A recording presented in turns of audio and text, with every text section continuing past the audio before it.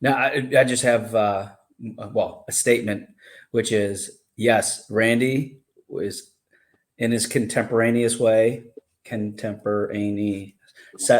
syllable way. It's like when I have 3 kids, and while I had the first kid, and everybody's like, get it on video, write it down, write a journal. I'm like, how can I ever forget this stuff? This is my kid. And then now I get it all, even if I do remember it, which is seldom, I get it all mixed up. And so Randy's advice is apropos.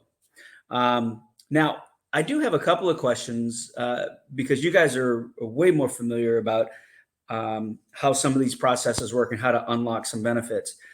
My first question is, and I'm going to point this to you, Jason.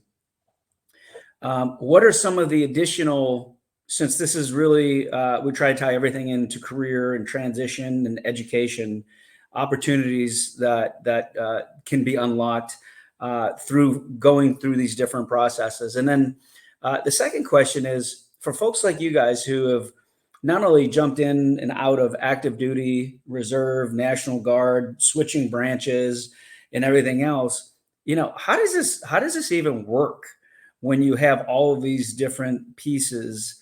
So could you shed a little bit of light on those areas, both Randy and Jason?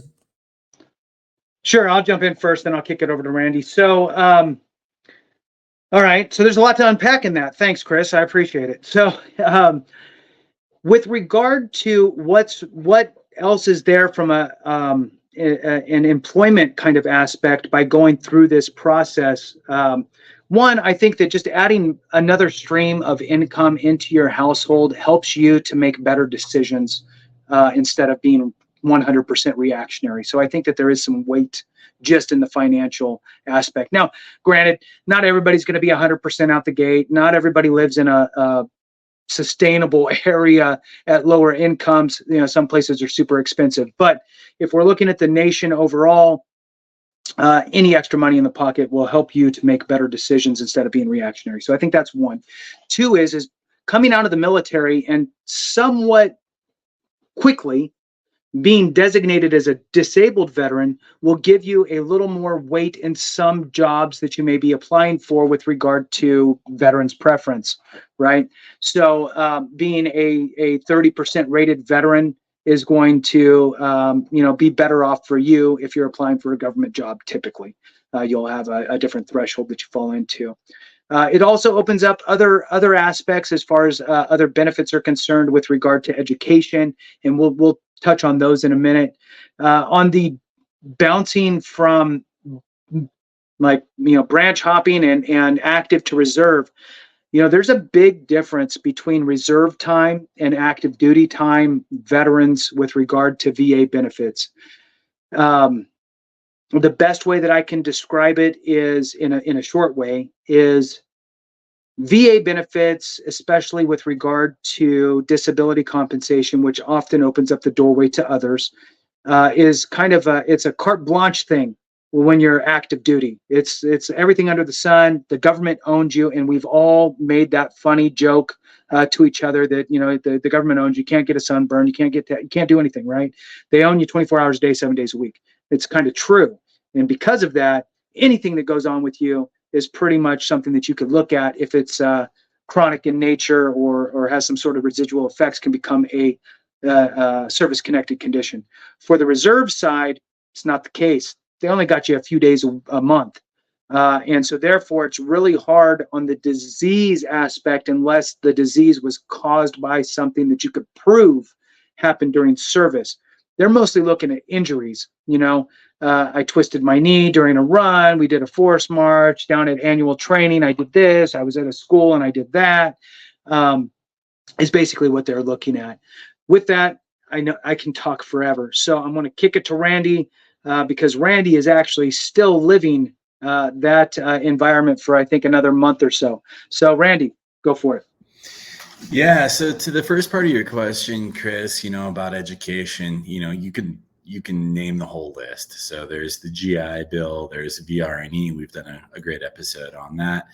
A lot of people don't know about Chapter 35. So this isn't necessarily something that's facing the veteran, but the veteran's dependents. And this is a benefit for folks that are 100% totally disabled. You can look it up and do a little more research. We won't do a full segment on it right now, but that's a pretty substantial benefit, north of $1,400 a month for your dependents while they're going through school. So to your question, Chris, once you leave the military and you get your paperwork done and it's done right for the VA, there is a ton of educational opportunity.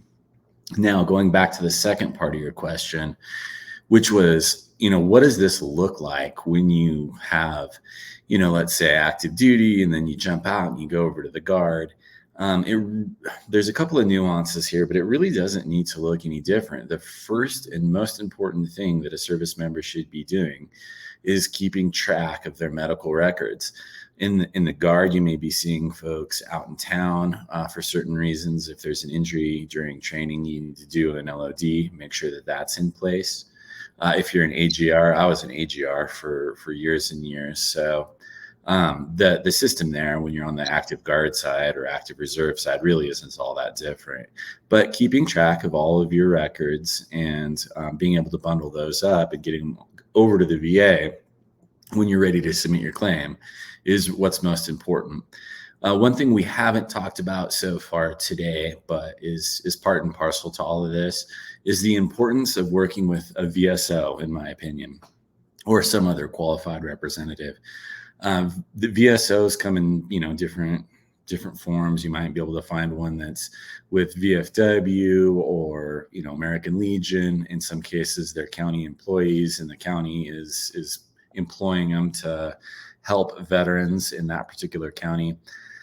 And you might need to try one or two. So, some you may jive with better, some you may not. But getting help from a VSO is really important. I would steer clear of some of these organizations where it's, hey, you need to pay us and then we'll, maybe improve your claim. VSOs are doing it because they care about veterans. They receive specialized training. They know how to kind of, write a claim in an appropriate way so it has maximum impact.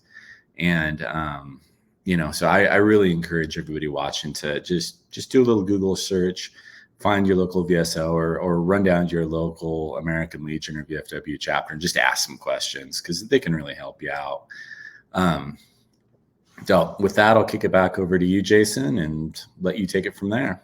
Awesome. So the one thing I do want to just double down on is LOD. So for those that don't know, that's line of duty. It's essentially a form that is an acknowledgement from your reserve branch stating that X happened to you. And it's a nice piece of paper that acknowledges it, creating a nexus, which is what you need when you file your claim. You need to show the link between your condition and your time in service. That LOD provides that. So very important. If it's not on an LOD, ask for an LOD. It's the appropriate form for injuries. If not, then make sure you get something written down on some sort of official paperwork from your unit.